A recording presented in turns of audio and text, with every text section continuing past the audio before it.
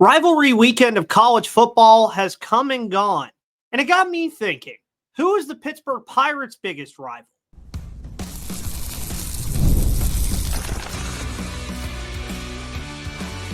You are Locked On Pirates, your daily Pittsburgh Pirates podcast, part of the Locked On Podcast Network, your team every day. And welcome back, everybody, to the Locked On Pirates podcast here on the Locked On Podcast Network.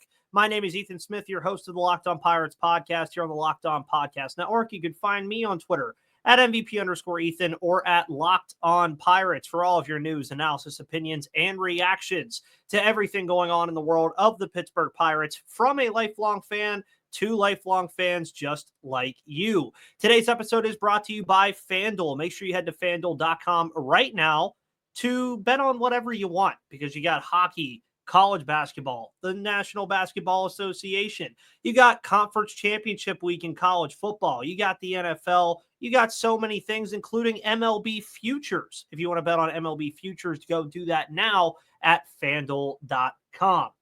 So to start off with a different sport, before we really get into the nitty-gritty of all this, we saw a lot happen because rivalry weekend in college football is come and gone. We saw fights. We saw very close, tight-knit games, including from my Georgia Bulldogs, who decided they wanted to give me a mini panic attack on Friday evening going into Saturday. But the core of these rivalries is always so fun because there's so much hate to them. There's a sense of appreciation, but there's also a sense of hate, and both can be true in that sense. So when you start wondering about what kind of rivalries you get in baseball, where these rivalries really stem from, it's a little bit more difficult for a team like the Pittsburgh Pirates to really define massive rivalries right now, because most of the rivalries that we see stem in baseball begin from big postseason games or big regular season games. You look across the league at the non-traditional rivalries that we've kind of seen over the past decade. You look at the New York Yankees and the Houston Astros. That became a rivalry in baseball for a good 5 or 6 years because New York just could not get past the Houston Astros. That was one of the massive rivalries that we saw in the American League for quite some time. You look at the Dodgers and the Padres, very divisional matchup, regional matchup, lots of hate there too. Then you look around and you say, okay, well, obviously you have like the Cardinals and the Cubs in our division, the NL Central, that absolutely despise each other. Even the Reds and the Cardinals. I mean, pretty much everybody in the division hates the Cardinals, and pretty much everybody in the division hates each other. But for the Pittsburgh Pirates, I do think it's interesting to look at how these rivalries can shape how they move forward, because as of right now, I don't think the Pirates really have that true bona fide rival, because they just haven't been a competitive team since 2015. They've been competitive per se, but they have not been a winning ball club since 2015. So it's kind of hard to sustain and build those rivalries when for the better part of the last decade, they've been getting dominated by pretty much everybody in the division, because in different instances, albeit except the one team that I think the Pirates have that is their biggest rival, you're looking at all these teams in the division like Milwaukee has had I can't say the word, sustained success. There we go. Getting to the postseason, making an NLCS, consistently winning the NL Central. They've been doing that. The St. Louis Cardinals, obviously, very sound organization, knows how to win. They've found ways to win, even in times when we didn't think they could. And then obviously the Chicago Cubs since 2015 won a World Series, have been around the postseason conversation for a while. Haven't been as much as they lost Chris Bryant, Javi Baez, and Contreras, but you start to see that the seeds have planted for those teams where those have become rivalries. You look at Chicago and St. Louis. year in and year out, those two teams are usually in the mix for at least a wild card spot. And that was the case this year. Now, obviously, neither of them made the postseason thanks to Milwaukee, which has now become a direct rivalry between those three teams because those three teams have kind of just been in a big circle as far as competitiveness goes in this NL Central. But then there's the other two, the Pittsburgh Pirates and the Cincinnati Reds. And I think it's very well documented that the Pirates and Reds, especially in the late 2010s and even a little bit in this decade, the teams don't like each other. They don't. They have on-field scuffles. We all remember the Yasiel Puig scuffle. We all remember, of course, Aroldis Chapman. We remember even when in the 2013 season when they played in the wild card, you were seeing guys like Andrew McCutchen and Starling Marte kind of taking at-bats knowing that they were probably going to get thrown in high and inside. You were seeing that, and it was a massive rivalry when those teams were in the competitive mix in 2013 and even 2012 and 2014 and 2015. That was a massive rivalry. You were seeing guys like Aroldis Chapman and Yasiel Puig and Andrew McCutchen and Neil Walker and Josh Harrison. These guys were getting into these games a little bit more, and they felt like they meant more. Now, obviously, as time has passed, neither team has really had that sustained success to build that rivalry up again like it was before. But now that you look at where these two teams are and what their trajectories are, I do think that you're on the horizon again to get that Pittsburgh-Cincinnati rivalry, which, mind you, in the division is the closest team to the Pittsburgh Pirates as far as in-division matchups go. Milwaukee's obviously in Wisconsin, Chicago in Illinois, St. Louis kind of all the way out there in Missouri. But you wonder, okay, how are these two teams on, yet again, the same kind of trajectory? Where, as for the Cincinnati Reds, just from an outside standpoint, we do have Locked On Reds with Jeff Carr and Stephen Offenbaker, who do a phenomenal job. Obviously, they've been on this show. I've been on their show, vice versa. But from an outside view, Cincinnati feels like they're only a couple of pieces away from really jumping into that NL Central stratosphere and being a real contender in this division, to the point where a lot of people in Reds land thought that this could be the year they do that after the 2023 that they had. Sound familiar? Because albeit the Pirates did not have the 2023 that Cincinnati had, there were a lot of seeds being planted by the Pittsburgh Pirates in 2023 that gave us Pirates fans a lot of optimism that they could very well compete in this division that looked very weak going into the season. Because, yeah, Chicago, and I'll admit it, I thought was the front runner. They get Craig Counsell, they get Cody Bellinger, they kept the team afloat for the most part, but for some reason they just couldn't figure out how to get there. And then you looked at Milwaukee. A lot of people expected Milwaukee to be a rebuilding team this year, to move on from guys like Devin Williams and Willy Adames, which is very well probably going to happen this offseason, maybe in the next couple of weeks. You're going to see those guys exit Milwaukee's frame, especially Adames, who's a free agent. Then you had the Cardinals, who I don't think really anybody kind of knew what was going on with St. Louis because they're aging, and you saw Paul Goldschmidt on the last year of his deal, likely gone. Nolan Arenado also appears that he also might be gone in an effort to get younger, but they still remained afloat. And then there was Cincinnati and Pittsburgh, where for the Pirates, you kind of knew that Paul Skeens was going to make some kind of impact this year. I just don't think we expected it to be the impact that he made so quickly. But then you were getting O'Neal Cruz back. You made some decent signings in the offseason. Aroldis Chapman was in there to create what we had hoped would be one of the best trios in the bullpen in baseball. And you already knew that potentially Jared Jones was going to be in the mix. You were getting Mitch Keller back. The pitching staff was going to always be the strength. It was really just, can the bats overtake what they need to be a playoff team? And that's what we thought. The same kind of questions are going on in Cincinnati. So it's kind of hard for me not to say the Reds here, because I do think that these two are on a sort of collision course going into 2025, where the Reds obviously move on from David Bell and get Terry Francona. And obviously are going to have some offseason plans and a hope to do what they hope to do in 2024, much like the Pittsburgh Pirates.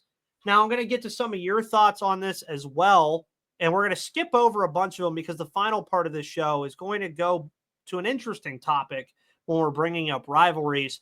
But we're going to look at some of your thoughts and why these rivalries matter and how they can overtake these rivals next.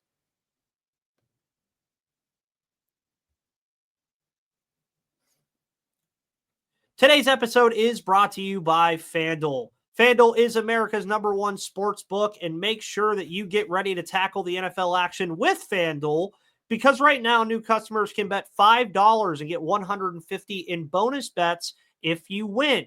The FanDuel Sportsbook app gives you everything you need to place live bets on the NFL all in one place. So when you get a hunch in the middle of the game, you can check out the latest stats, view live play-by-play, and so much more on the same page where you place your bets. Just visit FanDuel.com to join today, and you'll get started with $150 in bonus bets if you win your first $5 bet.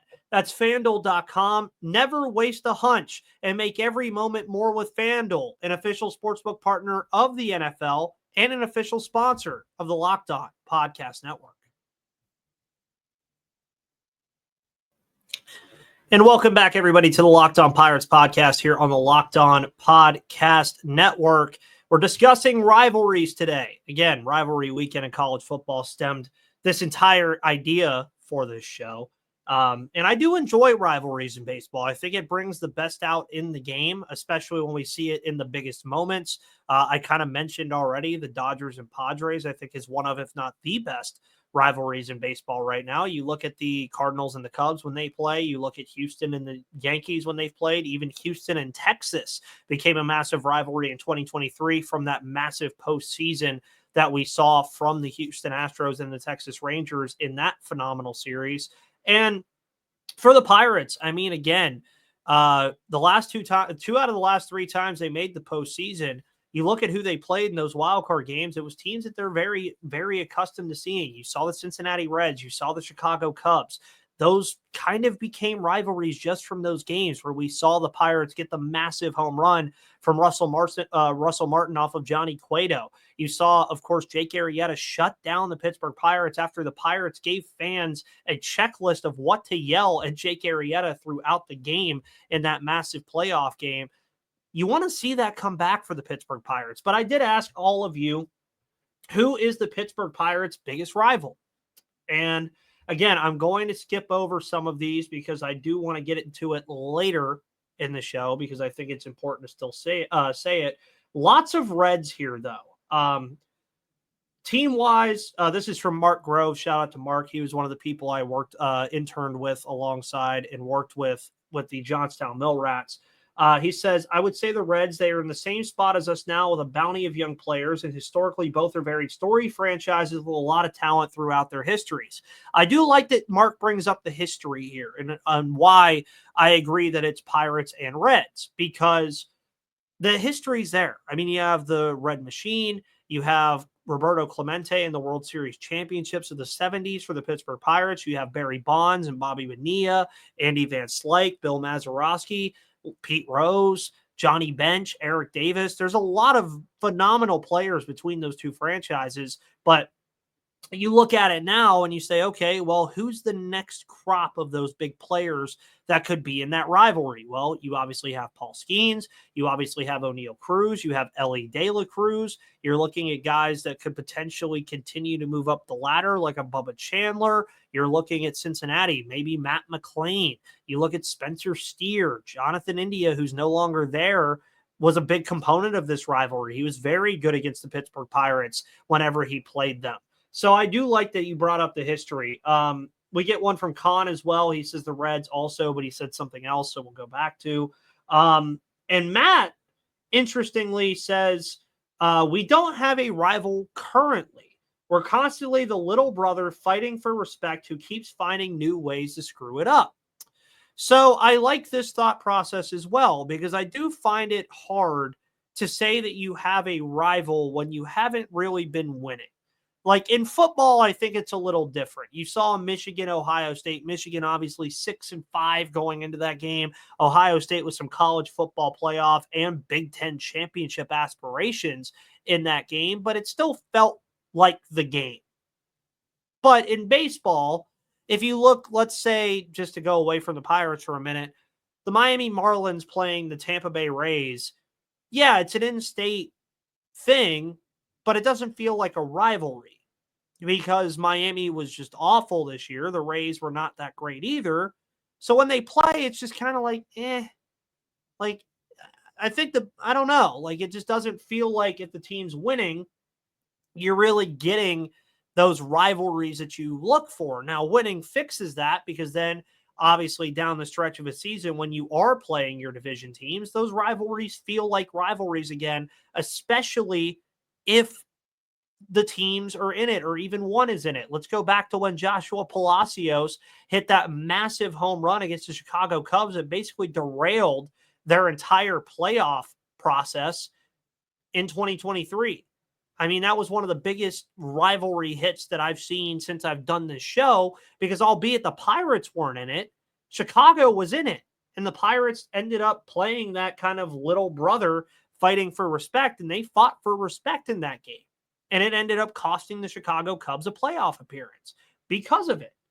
So I do agree there, though, Matt, that I do think winning will then attribute a lot of this, which is why I still think it is the Reds, because I do think the Pirates and the Reds are those two teams that are trying to overtake Milwaukee, St. Louis, and Chicago right now with this crop of young players that they have. And really what both of those teams need, the Pirates and the Reds, that is to see these young players take that next step. You've kind of seen it from O'Neal Cruz. You've seen it from Elly De La Cruz. You've seen it from Paul Skeens. But you need some other guys to kind of come in and establish themselves as real Major League Baseball players. You really do. And I think that's a massive part of this. Scott Nelson says, for me, it will always be the Reds. Again, lots of Reds here. Grew up with both teams being great, which made for a huge rivalry. There have been streaks of Phillies and Cardinals, and even he throws out the Mets. But for better or worse, the Reds are always there. I do like that you brought up the Phillies, obviously an in-state rivalry, not in the same division. I was at one of the Phillies games in PNC Park this past summer, and yeah, it felt like a little bit of a rivalry because, I mean, you had some Phillies fans and some Pirates fans kind of jawing at each other a little bit in a healthy way. Nothing really bad that I saw. But in-state rivalries are always going to be like that, I think. I mean, anytime you're in the same state, like even Dodgers Angels, I think is a rivalry to a degree just because of the proximity, if you will. You even look at Oakland and the LA teams and even the Giants. I mean, you remember the Bay Series. That used to be a massive rivalry between those teams. Sadly, will no longer be the Bay Series with Oakland moving on to Sacramento and then Las Vegas. But yeah, I think proximity plays a massive part in this as well. The Mets, I don't know. I don't think I have enough history with Pirates Mets to really consider it a rivalry. The Jacob Stallings home run on Edwin Diaz a couple years ago was super cool, but outside of that, Dave Dubinsky says during the 2012 through 2015 run, it was the Cardinals. Now it's probably the Reds. Yeah, I think a lot of that from 2013. That series after they beat the Reds and then lost to the Cardinals in the NLDS. I think that's where a lot of that rivalry really stemmed. And obviously in 2014 and 2015, the Cardinals were kind of the team that kept stopping the Pirates from winning the NL Central and getting past that wild card game. So I can agree with that 100%. Sam Crawford brings up the Philadelphia Athletics, who gave them the nickname the Pirates. Pretty fun little thing. He obviously had the Wikipedia page here. And yeah, the Philly Athletics are a team that basically named them because although the Alleghenies were never found guilty of wrongdoing, their allegedly piratical act gained them the occasional nickname Pirates starting in 1891. Obviously, the Pirates then, of course, became a thing for quite a while. Jedi Berg says the Philadelphia Phillies. Dakota says, I think it's the Reds. Zeke says undoubtedly the Reds. Used to be huge in the 70s and still carried on through the decades. A lot of hit batters year in and out. Yeah, I think that's a big thing here too. Leroy says Cubs and Phillies. And Frank, Frank Rao goes here and says nobody, they're not good enough to have a rival, but if you had to pick one, probably Milwaukee or St. Louis, maybe the Reds from proximity. Joe says, to me, it's the Cardinals, though to be frank, I think rivalries are born and nurtured in the postseason, and we haven't really gotten there often enough. To have a real rivalry, you need to play some tough series against them in the postseason. Mr. Durf says the Reds, been going on since the 70s. Matt says the Reds. We have one guy, Kyle, says realistically the Cubs, Reds, Cincy. Jonah gave me probably one of my favorite answers, Ratbirds. D&D painting and power washing, cards, ... F them is what that one was. But a lot of you said another interesting one that I want to get to because it pains me to say it, but it might be true.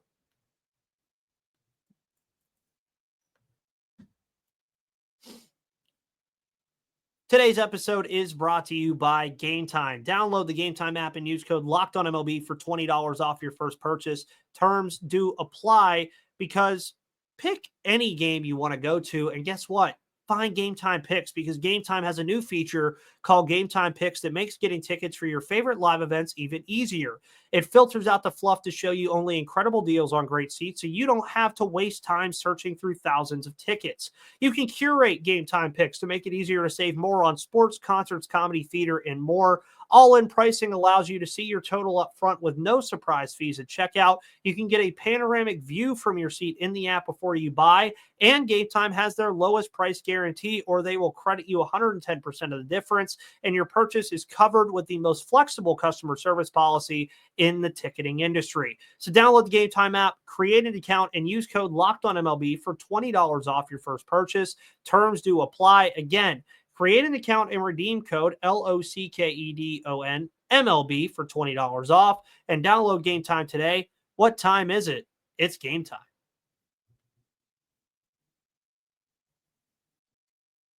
All righty, everyone, and welcome to the final part of today's episode of Locked On Pirates here on the Locked On Podcast Network. My name again is Ethan Smith. Make sure you find me on Twitter at MVP_Ethan or at Locked On Pirates. Find everything you need about the Pittsburgh Pirates coming up here soon because guess what, folks? We all know because winter meetings are right around the corner and we may be getting them. We may be getting some news quicker than what we think. So things could be on the way. But we've discussed rivalries today. The Cincinnati Reds have been mentioned. St. Louis Cardinals, Milwaukee Brewers, all those teams, of course, have been mentioned in some capacity because they rightfully so should be mentioned in some capacity as division rivals. You know, those are the teams that you usually want to beat. Those are the teams that are directly preventing you or allowing you to get into the postseason. But a lot of you brought up something that I wanted to bring up here when I was asking about who the Pirates' biggest rival is. And a lot of people actually came to say themselves. And when you wonder about that and you say, okay, well, why are the Pirates their own rival? I think the biggest start to that is just some of the decision-making that they do as a team. We see questionable decision-making from the manager, Derek Shelton, at times. We see questionable decision-making from Ben Cherington, the general manager. And we see questionable decisions quite often from Bob Nutting. And obviously, a lot of people will point to finances as a big rival to this team. I mean, we've seen what the Los Angeles Dodgers have already done this offseason with deferred money and all the other things that they've done. And we know this. I mean, this is just historically true that the Pirates just don't spend money that well. Now, they have the opportunity to keep one of the best talents they've ever had in Paul Skeens here for a while, and it's going to cost them if they do decide to do it. But at the end of the day, in a lot of ways, without the financial aspect of it, they are their own rival. They are currently still employing Derek Shelton, who I wanted gone at season's end. They were employing Andy Haynes as the hitting coach for far too long. And again, some of the decisions they make are questionable at best. And I mean, a lot of you guys were saying it, like going back to Mark Grove, he said the checkbook. Tim Bundy says the salary cap. We get Nutting, the front office. We get ourselves, management, owners. It was all over it with this stuff. And I can't blame you for thinking that way.